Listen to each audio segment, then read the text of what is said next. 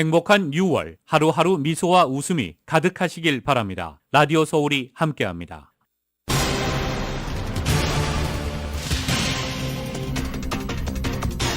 연방검찰이 백악관 기밀문서 유출 의혹 사건 수사를 사실상 마무리하고 트럼프 전 대통령을 7개 혐의로 기소하자 이번 기소가 내년 대선에 미칠 영향에 관심이 쏠리고 있습니다. 바이든 대통령의 재선과 관련해서는 우크라이나의 대반격 작전의 성패가 주요 변수라는 분석이 나왔습니다. 게빈 뉴섬 캘리포니아 주지사가 총기 규제를 헌법에 명문화하자고 공식 제안했습니다. 이와 함께 총기 폭력 위기를 종식하자고 말하고 다른 주와도 협력할 것이라고 밝혔습니다. 이에 대해서 정치권에서는 게빈 뉴섬 주지사의 이번 제안이 전국적인 정치 무대 진출을 위한 포석이 될 수 있다고 분석합니다. 민주당 대선 후보로 나설 가능성이 제기됐습니다. 말리부 등 해안가 부촌 마을에 자동차 절도 사건이 끊이지 않아 주민들이 크게 우려하고 있습니다. 최근 일주일 동안 이곳에서 20여 대의 고급 차량이 절도 피해를 당했습니다. 최근 헐리우드 스타들이 줄줄이 캘리포니아를 떠나고 있는 가운데 그 이유로 치안 문제와 노숙자 문제 등을 지적했습니다. 여름방학을 맞아 본격적인 여름 여행 시즌에 접어들면서 해외로 떠나는 주민들이 크게 늘었습니다. 한인 여행 업계도 특수를 누리고 있습니다. 남가주 일원에서 식료품 지원 프로그램인 EBT 사기 행각을 벌이던 루마니아 정치인이 체포됐습니다. 사기단 규모가 큰 것으로 추정됩니다. 이번 주말 LA 곳곳에서 프라이드 행사가 펼쳐집니다. 다운타운에서는 공연 등 축제가, 헐리우드에서는 행진이 이어집니다. LA 총영사관과 LA 항공문화원이 리처드 닉슨 대통령 기념도서관에서 한미동맹 70주년 기념 문화행사와 세미나를 개최합니다. 미국의 장단기 금리차 역전, 제조업지수 수축 국면 속에서 고용시장은 탄탄한 것으로 나오는 등 엇갈린 경기 침체 신호로 연방준비제도의 고민이 깊어지고 있습니다. 이런 가운데 국제통화기금 IMF가 연준과 또 주요 국가 중앙은행에 인플레이션 억제를 위해서 긴축 정책 유지를 주문했습니다. 캐나다 산불로 인한 연기와 먼지가 미국 남부와 동부 지역을 뒤덮었습니다. 뉴욕에 이어 수도 워싱턴 DC에도 경보가 내려져 시민활동에 제약을 받고 있습니다. 몬테네그로에서 붙잡힌 권도형 대표가 차기 총리 후보로 거론되는 유력 정치인에게 정치 자금을 후원했다고 스스로 옥중 편지를 통해 밝혔습니다. 그 의도에 관심이 쏠립니다.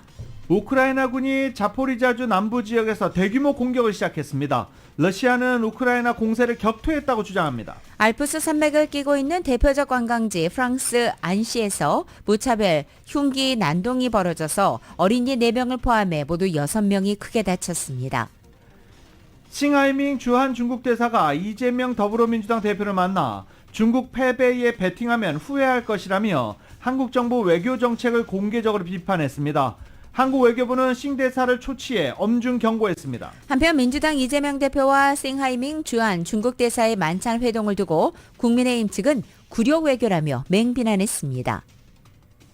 20세 이하 월드컵에 나선 한국 축구대표팀이 이탈리아와의 준결승에서 1대2로 패했습니다. 상대의 거친 반칙에도 선수들은 모든 것을 쏟아내며 큰 박수를 받았습니다.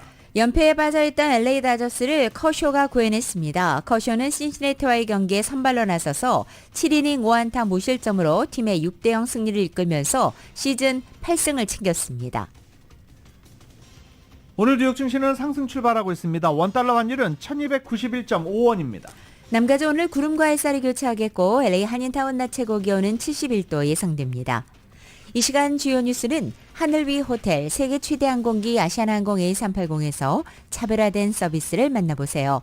고국까지 편안하고 안전하게 모시는 아시아나항공 제공입니다. 여러분 안녕하십니까? 김윤정입니다. 안녕하십니까? 유지승입니다. 2023년 6월 9일 금요일 라디오 서울 모닝 뉴스 2부입니다. 트럼프 전 대통령이 재판에 넘겨졌습니다. 백악관 기밀문서 유출 혐의 등으로 재판에 넘겨진 것입니다.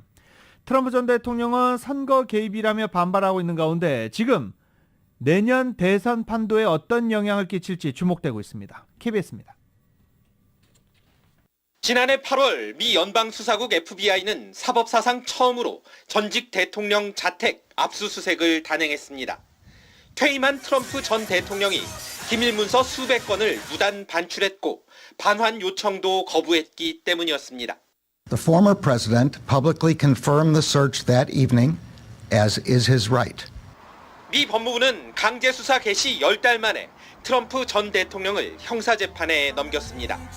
트럼프 전 대통령도 현지 시각 13일 미 플로리다주 연방법원에 출석한다고 밝혔습니다. 스파이 방지법 위반과 사법 방해 등 혐의는 모두 7가지로 알려졌습니다. 트럼프 전 대통령은 자신에 대한 첫 기소였던 성추문 입막음 의혹은 물론 기밀문서 유출까지 모두 선거 개입이자 마녀 사냥이라고 반발했습니다. Weaponizing the Justice Department, weaponizing the FBI. We can't let this continue to go on because it's ripping our country to shreds. 야당인 공화당에서도 유력 대선 주자에 대한 정치적 탄압이라는 주장이 잇따랐지만 바이든 대통령은 수사 개입은 전혀 없었다고 반박했습니다. I have never once, not one single time, suggested to the Justice Department what they should do or not do, or else to bring in a charge or not bring in a charge. I'm honest. 트럼프 전 대통령은 자신에 대한 검찰의 기소를 오히려 지지층을 결집하는 좋은 기회로 삼고 있는 모습입니다. 하지만 의회 폭동 사건 등 아직 수사 중인 사안들도 있어 트럼프의 사법 리스크는 공화당 대선 경선에서 큰 변수로 작용할 전망입니다. 워싱턴에서 KBS 뉴스 김기현입니다. 이처럼 연방검찰에 기소된 도널드 트럼프 전 대통령은 기소 사실을 안 직후에 정치 후원금 모금에 나서면서 신속히 집안 단속에 나섰습니다. 어제 오후 측근들과 함께 뉴저지 한 사무실에서 피소 소식을 전달받은 트럼프 전 대통령은 그 직후인 7시 21분경 소셜미디어인 트루스 소셜을 통해 자신의 기소 사실을 알렸습니다. 그리고 30분 뒤에는 추가적으로 동영상을 게재하고 자신에 대한 기소가 미국의 쇠퇴를 보여주는 증거라며 결백을 주장했습니다. 뉴욕타임즈에 따르면 트럼프 전 대통령의 변호사들은 지난 5일 법무부 관리들을 만난 이후 측근들을 기소 관련 정보를 입수하려 노력해온 것으로 알려졌습니다. 즉 트럼프 전 대통령이 마치 기다렸다는 듯이 어제 빠르게 일련의 대응을 할 수 있었던 것은 사전에 관련 정보를 파악했기 때문입니다. 의회 전문 매체인 더 힐은 트럼프 전 대통령이 기소 사실을 알린 직후 빠르게 후원금 모금 활동에도 나섰다고 밝혔습니다. 오늘 평화롭게 나를 지지하기 위해 제발 기부를 해달라며 이메일을 통해 기부 액수로 $24에서 $250까지를 제시했습니다.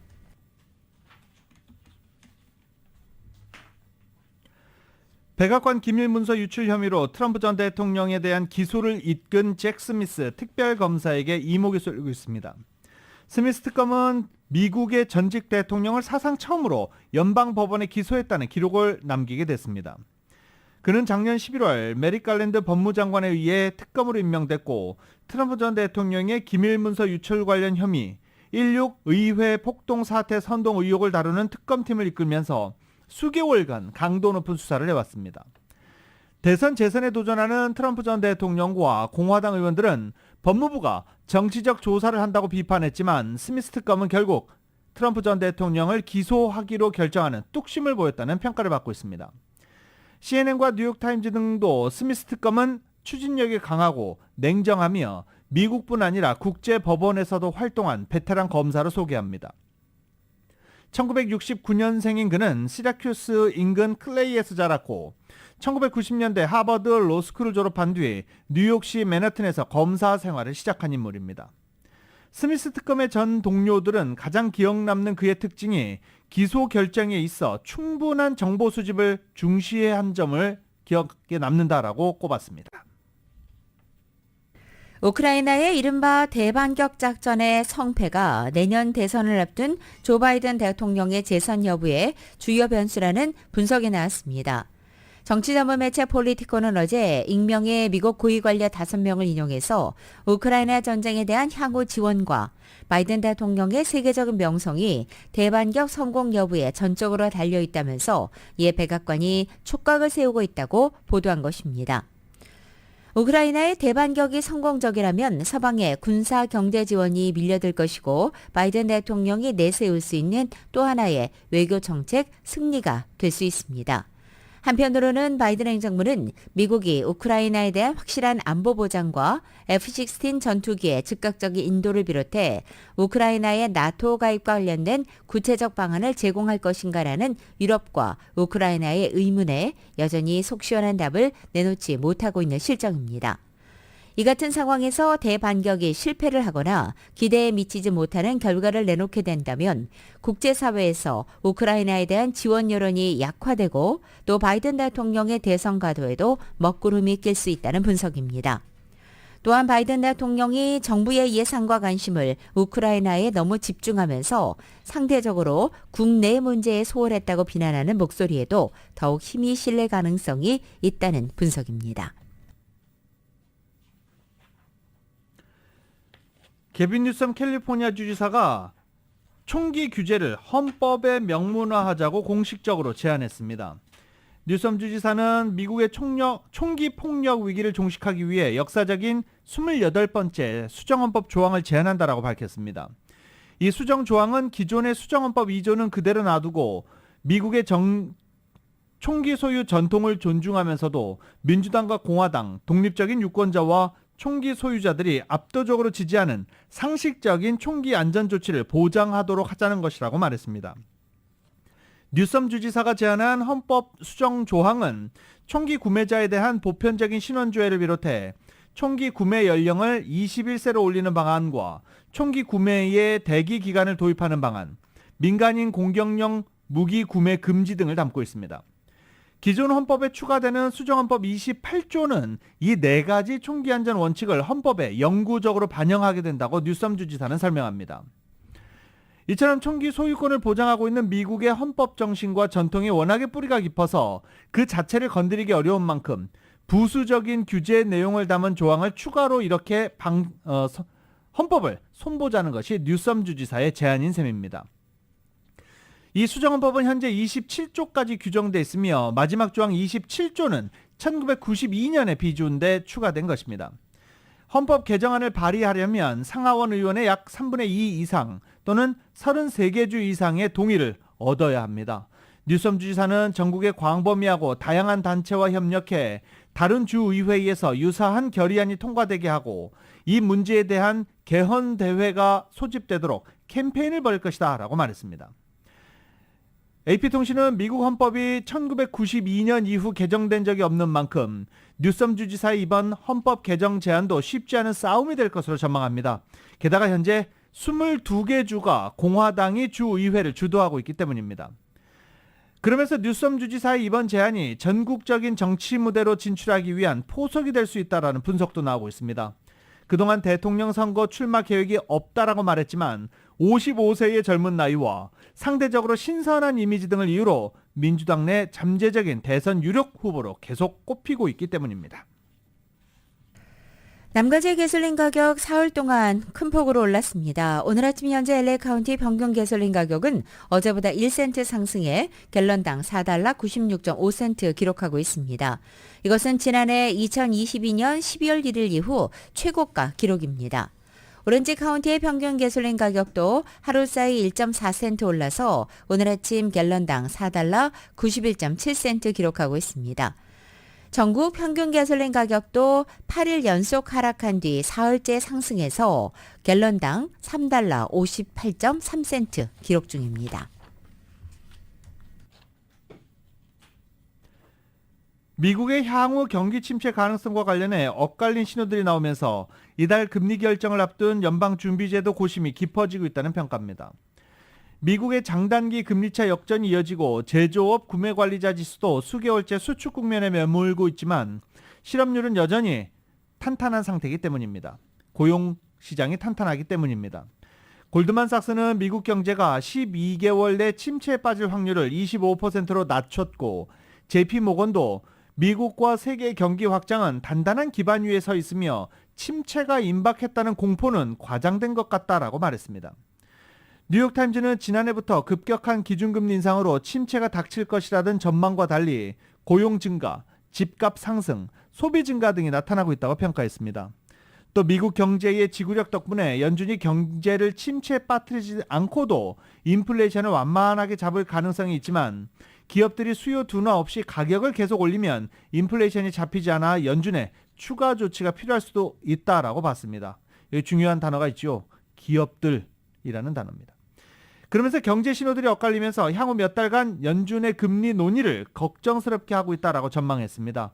시장에서는 연준이 이달 금리 인상을 건너뛰고 대신 7월에 금리를 올릴 수 있다는 전망이 나오고 있습니다. 이런 가운데 국제통화기금 IMF는 연준을 비롯한 주요 국가 중앙은행에 인플레이션 억제를 위해서 긴축 정책을 유지하라고 주문했습니다.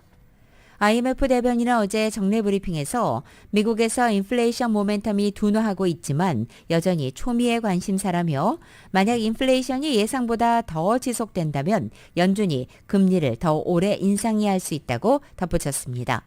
한편 IMF는 다음 달 25일 최신 세계 경제 전망을 발표할 예정입니다.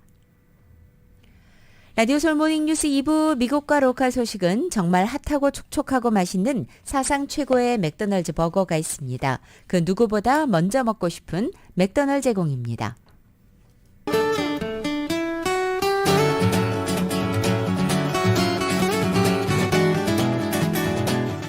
6월 9일 금요일 남가주의 날씨입니다. 남가주의 지역 오늘 어제와 비슷하겠습니다. 오늘 이른 아침 출근길도 짙은 구름과 함께 시작하고 있는 가운데 오후가 되면서는 구름과 햇살이 교차하고 낮 기온은 어제와 비슷하겠습니다. 토요일인 내일은 종일 흐린 날씨를 보입니다. 그리고 일요일 아침에는 이슬비도 뿌리겠습니다. 이 주말 이틀간의 낮 기온은 70도를 밑돌아서 특히 일요일 하루는 60도 중반까지 떨어져 보다 쌀쌀한 하루 되겠습니다.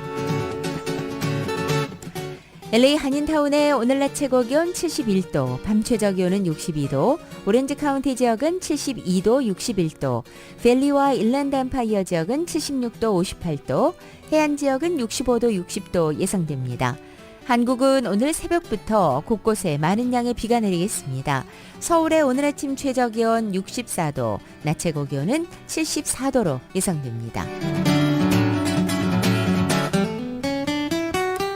라디오솔 모닝뉴스 2부 이 시간은 1250만 불 교통사고 최고 보상, 교통사고 전문 천재 변호사 리차드 호프만, 메디케어 시니어를 위한 전문의 허가가 아주 빠른 한인 최고 최대의 서울 메디칼 그룹, 총 20억 달러의 승소, 크고 작은 교통사고와 상해 브라이언 타펠라와 시질러, 고객 한 분 한 분과의 릴레이션십을 생각합니다. 당신의 든든한 금융 파트너 CBB뱅크 공동 제공입니다.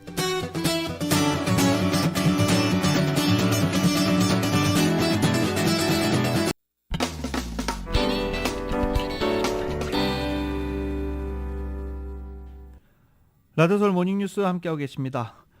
6월은 성소수자의 달입니다. 이번 주말에도 사흘 동안 주말 내내 이 LA 프라이드 성소수자 행사들이 펼쳐집니다.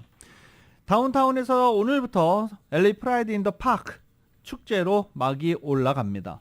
축제는 오늘 오후 3시부터 밤 11시까지, 내일 오후 1시부터 밤 11시까지 콘서트 등의 형식으로 개최됩니다. 이 티켓이 있어야 들어갈 수 있습니다. 행사에는 음악에 더해서 여러 로컬 밴더들, 그리고 전시회, 상품 판매, 음식 부스, 다양한 행사가 이어지게 됩니다. lapride.org에서 티켓을 구매할 수 있습니다. 티켓 가격은 $69부터 시작되고 최대 $550까지 있습니다. 그리고 오는 일요일 11일 일요일에는 헐리우드에서 LA 프라이드 퍼레이드가 진행이 됩니다. 선셋 블루버드와 하일랜드 애비뉴에서 출발하는 퍼레이드는 코엔가 블루버드를 따라 남쪽으로 선셋 블루버드에서 끝나는 형태입니다. D자 모양이다 라고 생각하시면 되겠습니다. 이렇게 옆으로 뒤집어 놓은 그런 모양입니다. 퍼레이드 아이콘 그랜드 마샬로는 한인 코미디언 마가렛 조가 선정되기도 했습니다. LA 프라이드 행사 주최 측은 마가렛 조가 지난 수년간 성소수자 권리를 지지해 왔다며 그녀를 그랜드 마샬로 선정한 배경을 설명하기도 했습니다. 퍼레이드가 끝나면 헐리우드 블루버드 선상 바인과 가월 스트리트 사이에서 LA 프라이드 빌리지 행사도 이어집니다. 여성 전용 스파에서 남성의 신체를 갖고 있는 트랜스젠더의 출입을 금지하는 것은 차별 금지를 위반한 것이라며 트랜스젠더의 여성 스파 출입과 이용을 허용하라는 연방 법원의 판결이 나와 파문이 일고 있습니다. 이 같은 판결은 본인이 여성이라고 주장하는 한 트랜스젠더 남성이 한인이 운영하는 여성 전용 스파에 멤버십을 신청하려다가 거부를 당하자 관련 소송을 통해 나온 것입니다. 워싱턴주 지역 언론에 따르면 2020년 5월 성전환 수술을 받지 않았지만 자신의 성 정체성이 여성이라고 주장하는 헤이븐 윌비치가 한국식 여성 전용 찜질방 업소인 시애틀 인근의 올림푸스 스파에서 멤버십을 신청을 하다가 거부당했다면서 워싱턴주 인권위원회에 고발하면서 불거진 것입니다. 워싱턴주 인권위원회 측은 올림푸스 스파가 성전환 수술을 받지 않았다고 해서 트랜스젠더에 대한 서비스를 거부한 것은 워싱턴주에 있는 차별금지법을 위반했다고 결정했습니다. 연방법원은 여성 전용 스파라고 해도 출입 대상을 생물학적 여성으로만 제한하는 것은 차별금지법에 반하는 것이라고 판시한 것입니다. 개빈 뉴섬 주지사가 캘리포니아주 전역의 가뭄과 홍수 프로젝트를 위해서 2억 8,800만 달러가 투입될 것이라고 발표했습니다. 가뭄에 시달리던 캘리포니아주가 기후변화로 이제는 홍수 피해 위기에 직면해 있다며 적절한 대응이 필요하다라고 밝힌 것입니다. 2억 8,800만 자금을 통해서 물 보존 그리고 물 공급 이런 거를 모두 또 원활하게 하겠다는 계획도 함께 발표했습니다. LA 카운티 공공사업부는 홍수 위험 관리와 지하수 공급 재충전을 위해서 1,050만 달러를 지원받을 예정입니다. 개빈 뉴섬 주지사는 캘리포니아주가 전례 없는 날씨 변화를 경험함에 따라 적절한 대응을 위한 조치다라고 말했습니다. 여름방학을 맞아 본격적인 여행 시즌이 접어들면서 미주 한인들의 유럽과 모국 단체 관광 수요도 폭증하고 있습니다. 이은 기자가 전해드립니다. 여름방학을 맞아 남가주 한인들이 너도나도 여행길에 오르면서 한인타운 여행사의 단체 관광 문의가 쇄도하고 있습니다. 올 여름철은 팬데믹의 여파로 그동안 제대로 해외여행을 떠나지 못한 미주 한인들이 멀리 유럽 여행길에 나서면서 유럽 관광 문의가 쇄도해 이미 이달과 다음 달 유럽으로 떠나는 예약은 매진된 상태라고 타운 여행업계는 전했습니다. 올해는 여행 수요가 폭발적으로 몰리면서 항공권 가격이 예전에 비해 2배로 치솟는 상황임에도 불구하고 한인들은 이에 아랑곳하지 않는 분위기라고 업계는 전했습니다. 미래관광의 남봉규 대표는 전 세계에서 올여름 관광객들이 유럽으로 한꺼번에 몰리면서 유명한 유럽 관광지에는 현재 여행객들로 발 디딜 틈이 없어 넘쳐난다고 전했습니다. 지금 가시면은 굉장히 어렵게 여행을 한다고 말씀을 드리는 거예요. 한국 사람들만 가는 게 아니잖아요. 그렇죠. 현재 가면은 중국인과 인도 사람들이 엄청나게 쏟아져 나와 있습니다. 그래서 정말 트레비 군사 앞에 가면 콩나물시루예요. 바티칸 박물관에 가면은 시내 버스입니다. 완전히 꽉꽉 메여져 있어요. 유럽에서 대표적인 관광지로 손꼽히는 영국, 프랑스, 네덜란드 등 서유럽 지역과 스페인은 벌써부터 관광객으로 붐비고 있어 업계는 이보다는 비교적 한적한 노르웨이, 스웨덴 등 스칸디나비아 지역을 이번 유럽 여행의 목적지로 추천하고 있습니다. 올여름 모국 방문에 관한 수요도 폭증한 상태로 지난해에 비해 여행객 수요가 40% 이상 늘어난 상황이라고 업계는 전했습니다. 사모관광의 유찬용 부장에 따르면 모국 관광에 대한 수요가 높아졌지만 한국을 방문하는 한인들이 멀리 한국 여행을 가면서 한국 외의 다른 아시아 국가도 함께 방문하기를 원하는 경우가 많아 모국 관광 상품에서 고객들의 이 같은 니즈에 맞추는 추세라고 전했습니다. 타운 여행업계는 모국 관광 코스에 한국 외에도 일본, 중국을 함께 돌아보는 코스를 짜거나 자유여행 시간을 늘려 모국 방문 시 가고 싶은 곳을 찾아가는 경우도 상당하다고 전했습니다. 기존 상품에서 요청하셔가지고 그러니까 국내 상품에서는 이미 저희가 업그레이드를 많이 다 해드렸고요. 고국 방문 플러스 일본, 고국 방문 플러스 동남아 이런 식으로 이제 타 옆 나라까지 가는 게 많아졌다고 이제 말씀드리는 거고 내용적으로도 이제 영어가 젊은 층들이 또 많이 가게 되면서.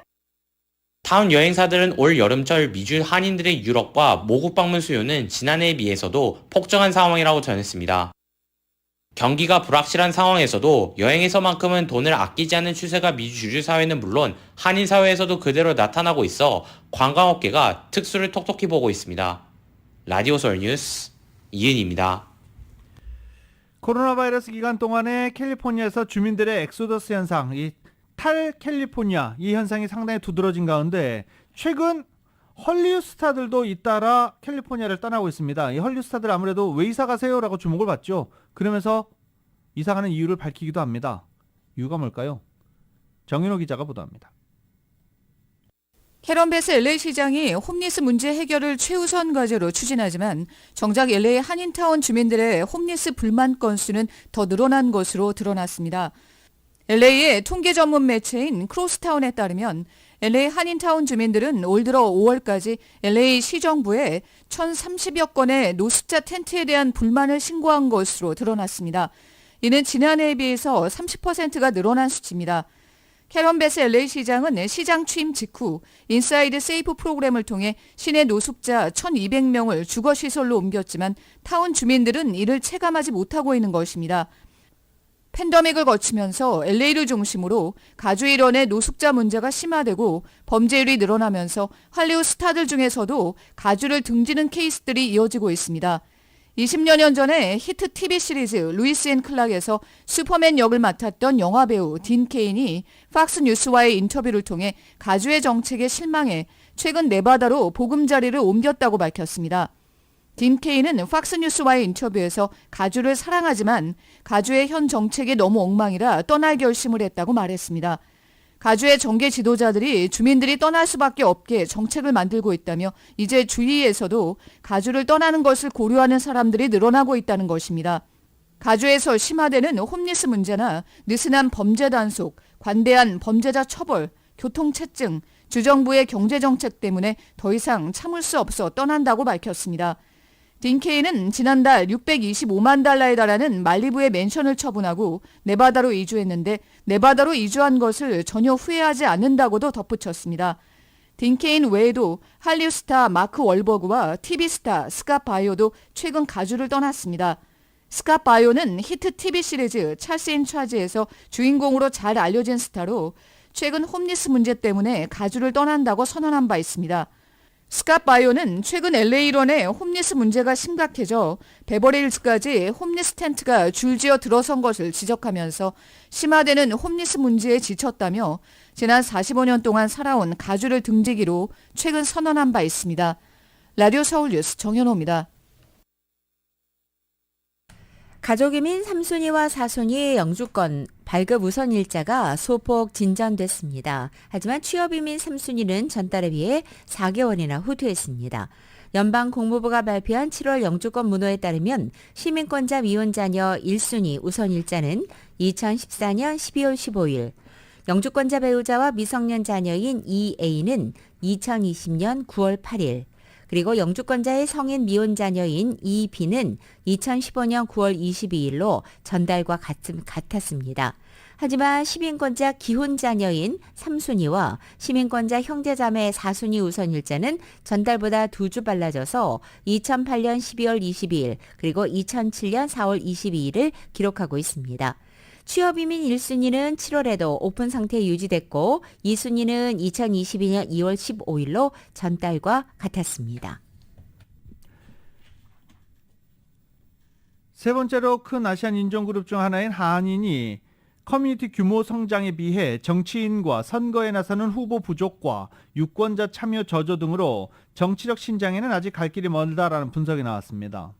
나탈리 마소카 UCLA 정치학과 교수와 네이선 첸 로욜라 마운틴대 정치학과 교수가 최근 발표한 LA시 선거에서 애시안, 라티노, 흑인, 백인 유권자 인종 다양성과 대표성이라는 공동 연구 보고서 내용이라고 LA타임즈가 보도했습니다. 이 보고서는 LA 인구가 20.8% 증가한 가운데 아시아계 인구는 8.2%나 증가해 가장 빠른 성장세를 보인 인종그룹으로 나타냈습니다. 2020년 LA 아시아 인구는 전체 11.8%를 차지해 라티노와 백인에 이어서 LA에서 세 번째로 많은 인종그룹으로 조사됐습니다. 그러나 이 같은 규모 성장과는 맞지 않게 아시아계 선출직 공직 도전은 상대적으로 미미했다는 게 보고서의 지적입니다. 보고서에 따르면 LA 시의원 선거에 출마한 후보는 총 193명, 2011년부터 22년까지 총 193명인데 그중 13명만이 아시아계로 집계됐습니다. 아시아계는 현직 공직자도 전반적으로 부족한 수준인데 현재 인구수가 아시아계보다 적은 흑인 커뮤니티의 경우 LA 시의원은 3명으로 아시아계보다 많은 상황입니다. 이민자 역사를 여기다 대비하면 조금 다른 보고서가 나오지 않을까라는 지적도 있습니다. LA 총영사관과 LA 한국문화원은 리처드 닉슨 재단과 함께 오는 20일 요발린다에 있는 닉슨 대통령 기념도서관 박물관에서 한미동맹 70주년 기념 문화행사와 세미나를 개최합니다. 한미관계의 과거와 현재 그리고 미래를 주제로 과거를 돌아보는 한국전쟁 참전용사 메달 수여식과 한미 양국 청소년의 전통 성년내 체험 행사 그리고 한미관계 관련 자료 전시 등이 열립니다. 평화의 사도 메달은 고 리처드 위트컴 장군에게 헌정되고 고인의 딸인 민태정 위트컴 희망재단 이사장이 대리로 수여됩니다. 한국 전통 성년내 체험 행사는 한미 청소년들이 함께 한국전 참전 용사들에게 감사 이해를 표하면서 미래 한미동맹의 비전을 계승 발전시켜 나가고자 선언하는 상징적인 자리로 기획됐습니다. 또 이날 오후에는 한미관계를 연구하는 국제정치학자들이 참석한 가운데 한미동맹의 형성 과정과 양국 국민의 인식, 또 한미관계 현황과 전망 등을 발표하고 논의하는 세미나가 열립니다. 또 행사장 입구에는 닉슨 도서관이 소장하고 있는 한미관계를 보여주는 역사적인 자료도 전시될 예정입니다. 라크마의 한국어 안내서를 제작해 서경덕 성신여대 교수와 배우 송혜고가 기증했습니다. 서 교수는 라크마에서 한국어 안내서를 무료로 제공하기 시작했다며 미술관 홈페이지에는 온라인 파일로 내려받아 조만간 확인할 수 있게 될 것이라고 말했습니다. 한국어 안내서는 미술관 소개, 지도, 관람객 주의사항 등이 담겨 있습니다. 시카고에 거주하는 재미동포 78살의 유정호 유헤리티지 재단 이사장이 재미동포들 위해서 써달라면서 전 재산을 시카고 한인문화회관에 기증했습니다. 유 이사장은 재단의 모든 재산을 기증한다며 현금 82,000달러와 시카고에서 120여 킬로미터 떨어진 길만시에 있는 102에이커 규모의 부동산이라고 말했습니다. 재단은 재미동포들의 문화정신과 삶을 담은 유헤리티지 파크를 건립하기 위해 부동산을 사들였지만 건립이 여의치 않자 이번에 이 부지를 한인사회에 기증한 것입니다. 코로나 팬데믹이 공식적으로 종료되고 각종 대규모 행사가 재개되면서 호텔 업계가 호황을 누리고 있는 것으로 알려졌습니다. 특히 시카고 관광 마케팅 전담 부처 추즈 시카고는 호텔 투숙률이 역대 최고 기록을 경신하고 있다라고 발표했습니다. 금요일인 지난 6월 2일부터 일요일인 6월 4일 사흘 동안 하루 평균 4만 4천여 개의 시내 호텔 객실이 채워졌다라고 발표한 것입니다. 포스트 팬데믹 기록이 아니라 시카고 역사상 그 어느 때보다 높은 객실 점유율이라고 설명했습니다. 블룸버그 통신은 시카고 호텔의 평균 투숙률은 96.8%에 달하고 있다고 분석했습니다. 뉴욕시가 기후변화 대책으로 음식물 쓰레기 분리수거를 의무화합니다. 뉴욕시의회는 어제 이 같은 내용을 골자로 한 지로 웨이스트 법안을 가결했습니다. 이 법안은 에릭 애덤스 뉴욕시장의 서명을 거쳐 공식 선포됩니다. 뉴욕타임즈에 따르면 애덤스 시장은 시민의 자발적인 참여가 아닌 의무화는 과도하다는 입장이지만 시의회가 분리수거를 압도적으로 지지하고 있기 때문에 법률화에는 문제가 없을 전망입니다.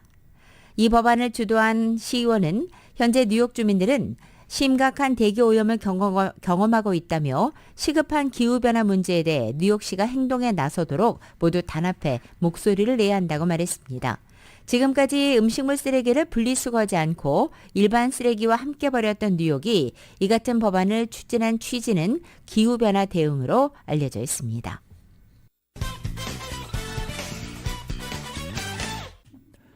라디오솔 모닝뉴스 함께하고 계십니다. 지금 뉴욕은 한 치 앞도 보이지 않는다고 합니다.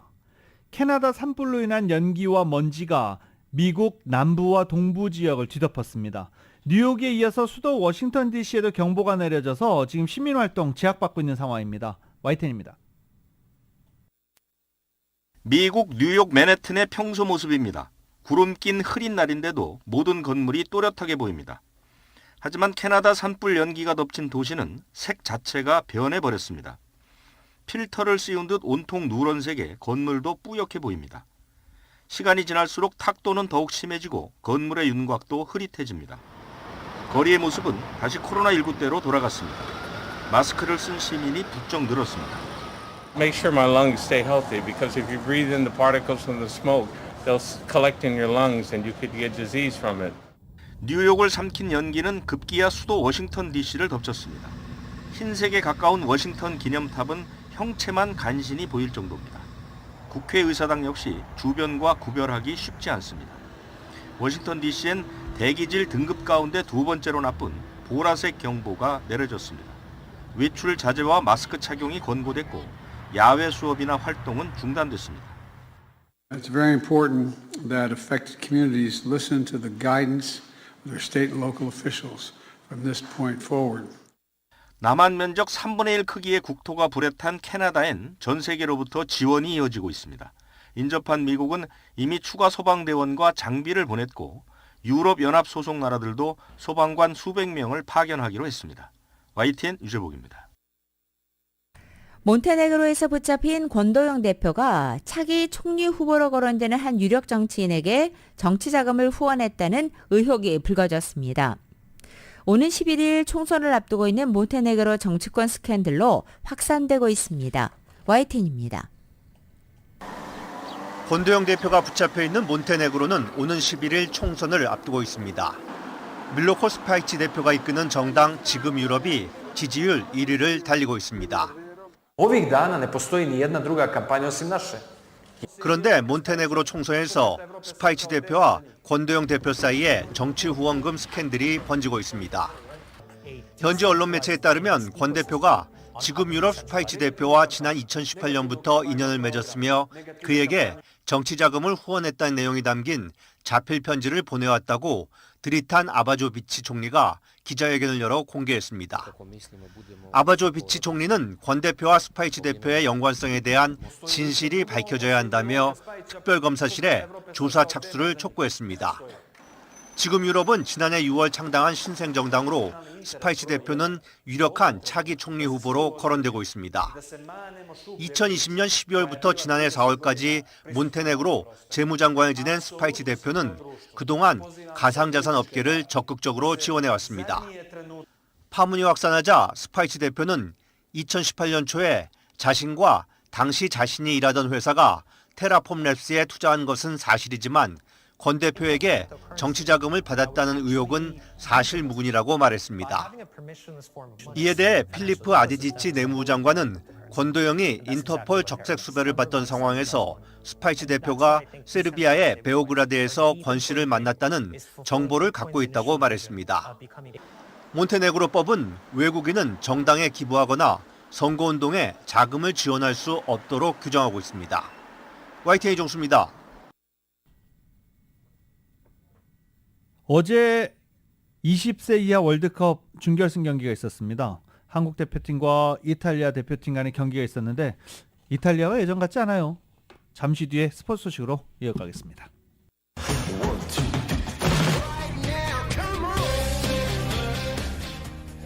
라드솔 모닝뉴스 스포츠 소식입니다. 스포츠 소식은 전문가가 추천하는 이민법과 가정법 전문 제인정 종합법률사무소 제공입니다. 이 축구 소식 잠깐 보기 전에 어제 다저스 소식 잠깐 보겠습니다. 어제 LA 다저스가 신시내티 레즈와 경기를 했는데요. 6대0으로 승리를 거뒀습니다. 커쇼 대단했죠. 어제 클레이튼 커쇼가 선발로 나서서 7이닝 동안 5안타 무실점 3진 9개로 팀 승리를 이끌었습니다. 자신의 시즌 8승을 챙겼고요. 다저스의 연패 사슬을 끊어냈습니다. 다저스 최근에 4연패 진행 중이었는데 역시 에이스로 거듭났다 뭐 이런 표현이 커쇼에게 어울리나요? 다시 자기 자리를 찾아가고 있는 커쇼가 팀의 연패 사슬을 끊어냈습니다. 그러면서 지금 LA 다저스는 내셔널리그 서부조에서 애리조나에게 1.5게임, 한 게임 반차 뒤진 2위를 달리고 있습니다. 뭐 언젠간 다시 역전하겠죠. 비록 FIFA 20세 이하 월드컵에서 2회 연속 결승 진출에는 어제 실패했지만 한국 선수들 정말 끝까지 잘 싸워줬다는 평가가 나오고 있습니다. 특히 페널티킥 골을 넣은 이승원 선수는 4년 전 이강인의 기록과 타이를 이뤘고 배준호의 플레이도 이탈리아 감독으로부터 극찬을 받았습니다. KBS의 보도입니다. 득점 선두 카사데이의 일격을 당해 1대0으로 끌려가던 전반 23분. 배준호가 얻어낸 페널티킥 기회를 주장 이승원이 침착하게 해결합니다. 긴장감이 극에 달한 순간에도 왼쪽 골문을 노린 강심장이 돋보였습니다. 6경기 동안 2골에 4도움을 쌓은 이승원은 4년 전 이 대회 이강인의 기록과 어깨를 나란히 했습니다. 후반 18분 결정적인 슛이 골키퍼에 막힐 땐 아쉬움의 탄성이 쏟아졌습니다. 후반 막판 파푼디의 프리킥골에 무너지며 무패 행진이 멈춰선 순간에도 이승원은 동료들부터 챙겼습니다. 저도 뭐 사실 눈물이 나오긴 했는데 어쨌든 뭐 저희가 아직 3, 4위전이 남아있기 때문에 애들한테 고개 숙이지 말고 남은 경기 준비 잘하자라고 좀 더 다독여줬던 것 같아요. 이승원과 함께 중원을 이끈 테크니션 배준호는 공격 포인트는 없었지만 현란한 개인기로 경기 내내 팀 공격에 활력을 불어넣었습니다. 그러나 결승 진출 실패엔 끝내 아쉬움을 나타냈습니다. 저 스스로는 공격 포인트를 만들어내지 못해서 아쉽고 팀원들한테 도움이 되지 못한 것 같아서 미안하게 생각하고 있습니다. 배준호를 막기에 급급했던 이탈리아 감독도 칭찬을 쏟아냈습니다. Era come ce l'aspettavamo, una squadra che si difende molto, rompe molto i ritmi del gioco, tipo il numero 10 molto bravo. 김은종호의 주장 이승원의 침착함과 K리그의 자존심 배준호의 영리한 플레이는 세계 무대를 놀라게 하기에 충분했습니다. 두 선수는 오는 12일 이스라엘과의 3, 4위전에서 유종의 미를 거둔다는 각오입니다. KBS 뉴스 손기상입니다. 한편 한국 대표팀은 어제 경기 내내 잡아채고 밟고 밀치는 이탈리아의 거친 파울에도 불구하고 의연하게 경기를 풀어갔습니다. 우리보다 2배 많은 파울을 저지르면서 끈질기게 괴롭혔지만 다행히 비디오 판독만큼은 한국 편이었습니다. KBS입니다. 건장한 체격을 앞세운 이탈리아는 우리 선수들을 힘으로 몰아붙였습니다. 주심의 눈을 피해 교묘하게 잡아끌었습니다. 이승원의 골로 동점이 되자 이탈리아 선수들은 더욱 거칠어졌습니다. 팔꿈치로 우리 선수들을 밀고 잡아당기며 공격의 흐름을 끊었습니다. 50%는 발로 축구하고 50%는 손으로 축구하는 선수예요. 이탈리아는 우리보다 2배 많은 26개의 파울을 저지르다 옐로카드도 3개를 받았습니다. 여기에 2대1로 앞서고 있는 상황에선 그라운드에 들어눕는 등 침대 축구도 서슴지 않았습니다. 이런 거친 몸싸움을 이겨내던 이탈리아전에서 비디오 판독만큼은 우리에게 유리하게 작용했습니다. 전반전에 배준호의 발을 밟은 자노티의 반칙이 비디오 판독에 걸리며 페널티킥이 선언됐고 후반 골라인을 넘어간 것처럼 보였던 프라티의 헤더는 비디오 판독 결과 노골로 판명돼 위기를 넘겼습니다. 하지만 이런 대표팀의 투혼에도 이탈리아의 메시라 불리는 파푼디의 프리킥만큼은 도저히 막기 힘들었습니다. 저희가 최선을 다해서 막으려고 하다가 내준 거기 때문에 이탈리아 선수가 너무 잘 차서 먹었다라고밖에 설명할 수 없어요. 이탈리아의 거친 축구에 전공법으로 맞섰던 태극전사들은 아쉬움을 접고 의연하게 3, 4위전 준비에 돌입했습니다. KBS 뉴스 신수빈입니다. 세계 최고의 선수, 축구의 신, 이 정도만 해도 다 누군지 아시죠? 남녀노소 전부 다 아는 이름입니다. 리오넬 메시가 미국 프로축구 인터 마이애미로 이적할 것이다 라는 소식이 아직 결정도 되지 않았어요. 그리고 아직 도장 찍지 않았습니다. 그 안에 어떤 일이 벌어질지 모릅니다. 그런데 효과가 즉각적으로 나타나고 있습니다. 메시가 유럽리그를 떠나 베컴 구단주가 있는 인터 마이애미로 입단한다는 소식이 전해진 뒤에 마이애미는 물론 상대 팀들의 경기 입장권 가격 수직 상승하고 있습니다. $20, $30였던 것이 지금 $400, $500로 가격이 치솟은 상태입니다. 메시의 효과 벌써부터 미국 프로축구에 나타나기 시작하고 있습니다.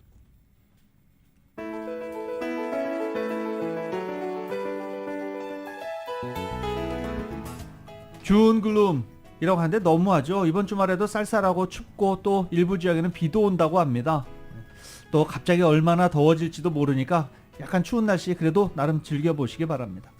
2023년 6월 9일 금요일에 전해드린 라디오설 모닝뉴스 여기서 마치겠습니다. 지금까지 진행의 유지승, 김윤정이었습니다. 모닝뉴스 2부 이 시간은 1250만 불, 교통사고 최고 보상, 교통사고 전문 천재 변호사 리차드 호프만, 메디케어 시니어를 위한 전문의 허가가 아주 빠른 한인 최고 최대의 서울 메디칼 그룹, 총 20억 달러의 승소, 크고 작은 교통사고와 상해, 브라이언 타필라와 시질러, 고객 한 분 한 분과의 릴레이션십을 생각합니다. 당신의 든든한 금융 파트너 CBB뱅크 공동 제공이었습니다. 잠시 후 9시에는 강혜신의 오늘의 미국이 방송됩니다. 함께해 주신 여러분 고맙습니다.